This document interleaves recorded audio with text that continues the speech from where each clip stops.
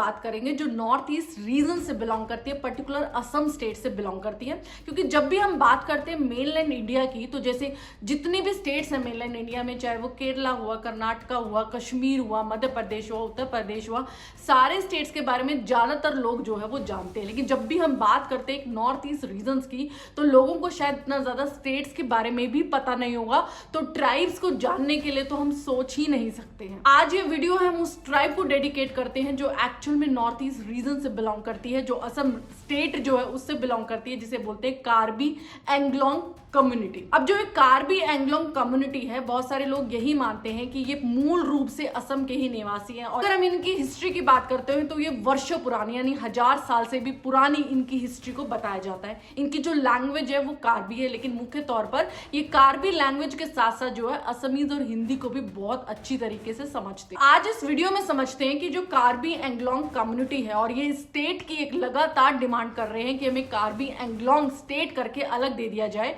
तो उसमें कौन कौन से डिस्ट्रिक्ट ये मिलाना चाहते हैं, यानी कौन कौन से एरियाज ये बोल रहे हैं कि हमारे पर्टिकुलर स्टेट में ऐड किया जाए जबकि ये स्टेट बनेगा। मुख्य तौर पर जो कार्बी एंग्लोंग के लोग होते हैं उनकी मेन ऑक्यूपेशन होती है शिफ्टिंग कल्टीवेशन। अब बहुत सारे हिस्टोरियंस तो ये भी मानते हैं कि जो कार्बी एंग्लोंग कम्युनिटी है वो एक्चुअल में असम से बिलोंग नहीं करती है, पहले ही म्यांमार और तिब्बत के एरिया से माइग्रेट होकर भारत में आकर शिफ्ट हो गए थे। और बहुत सारे जो लोग हैं वो 1000 साल पहले ही नागालैंड और मेघालय के कुछ एरियाज में भी जाकर फैलने लगे थे। ये जो लोग हैं वो असम के हिल एरियाज में पाए जाते हैं। हिल एरियाज जो कि आइसोलेटेड प्लेस होता है, जहां पर ना ही इतना ज्यादा जो है इंफ्रास्ट्रक्चर डेवलपमेंट है, ना ही इनके लोगों के विकास के बारे में कोई लोग बात करते हैं। इसलिए लगातार ये अपनी सेपरेट स्टेट की जो डिमांड है वो गवर्नमेंट के आगे रखते आए हैं। चाहते हैं कि इनके लिए कार्बी एंग्लोंग स्टेट जो है उसका गठन किया जाए। ये चाहते हैं कि दो मुख्य तौर पर जो जिले हैं वो इसमें आने चाहिए। जो कार्बी एंग्लोंग स्टेट बनता है, अगर सबसे पहले तो कार्बी एंग्लोंग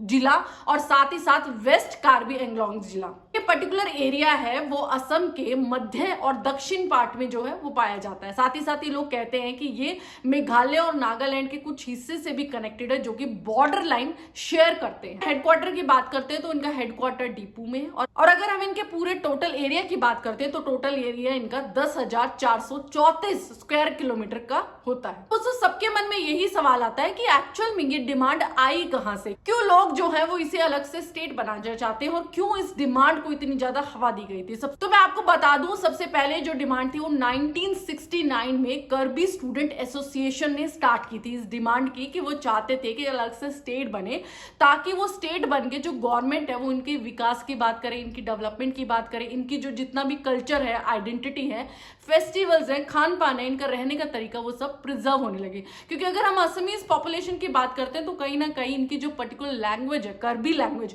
या इनकी आइडेंटिटी है, वो कहीं पर भी दबकर रह जाती है जब हम असम की बात करते हैं। क्योंकि स्कूलों में भी ज्यादातर असमीज पढ़ाई जाती है, तो इनकी खुद की लैंग्वेज ये बहुत ज्यादा डिप्राइव फील करते हैं, क्योंकि इनकी लैंग्वेज या पहचान जो है वो उतने हद पर प्रमोट नहीं की जाती है।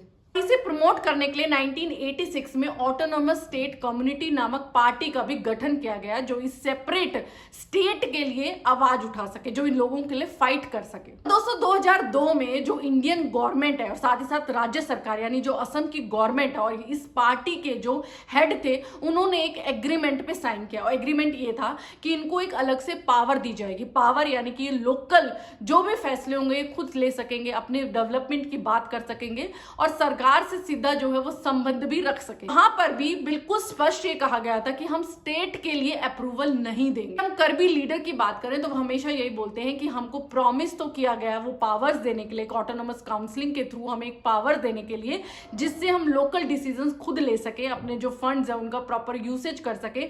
लेकिन एक्चुअल में रियलिटी में वो पावर हमें कभी मिली ही नहीं। और अगर हम डिस्ट्रिक्ट की बात करते हैं तो इसमें जो है कर्बी एंग्लोंग जिला आएगा, पश्चिम कर्बी एंग्लोंग जिला आएगा, साथ ही साथ दीमा हसाऊ आएगा और नागालैंड का कुछ हिस्सा भी आएगा, जिसे ये साथ में जोड़ करके एक अलग राज्य की डिमांड कर रहे हैं। अब दोस्तों 2021 में गवर्नमेंट के साथ मिलकर एक पीस ट्रीटी पर साइन किया गया, यानी इंडियन गवर्नमेंट और राज्य सरकार और इनकी जो कम्युनिटी पार्टी की हेड है उनके साथ मिलकर एक ट्रीटी पर साइन किया गया, पीस ट्रीटी।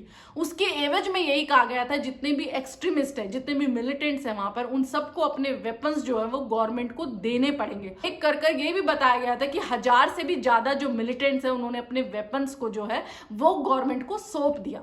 और इसे देखते हुए, पीस ट्रीटी को देखते हुए गवर्नमेंट ने इनके लिए अलग से 1000 करोड़ का फंड भी जो है वो रेज किया। साथ साथ इनको जो ऑटोनोमस पावर दी गई थी उसे भी थोड़ा और बढ़ाया गया ताकि इन लोगों को विकास में कोई प्रॉब्लम ना हो। लेकिन तब भी यही मेंशन किया गया कि इनको स्टेट का दर्जा फिर भी नहीं दिया जाएगा। दोस्तों अगर हम एक पर्टिकुलर स्टेट की बात करें, जैसे असम की, असम में ही अगर कम्युनिटीज हैं, जैसे बोडो कम्युनिटी है वो बोडो लैंड की मांग करते हैं, कर्बी जो कम्युनिटी है वो कर्बी लैंड की मांग करते हैं, अगर मणिपुर की तरफ जाते हैं, मेघालय की तरफ जाते हैं, वो भी अपने अलग से जो कुकी लैंड है उसकी मांग करते हैं, अगर वेस्ट बंगाल के नॉर्थ एरिया में जाते हैं तो वहां पर भी गोरखा लैंड की मांग करते हैं। इतने सारे राज्यों में अगर अलग अलग कम्युनिटी मांग करेगी तो सोचिए कि गवर्नमेंट किस किस की सुनेगी, क्योंकि अगर हर कम्युनिटी आकर यही बोलेगा कि हम एक अलग स्टेट बना दे तो गवर्नमेंट यही चाहती है कि वो यूनिटी बरकरार रखे। यहाँ पर दोस्तों ये भी समझना बहुत जरूरी है कि कोई भी लैंड का टुकड़ा अगर लगता है वहां के लोगों को कि वहां पे लोगों को डिप्राइव फील कराया जा रहा है, वहां का जो कल्चर है, आइडेंटिटी बिल्कुल डिफरेंट है उस पर्टिकुलर राज्य से,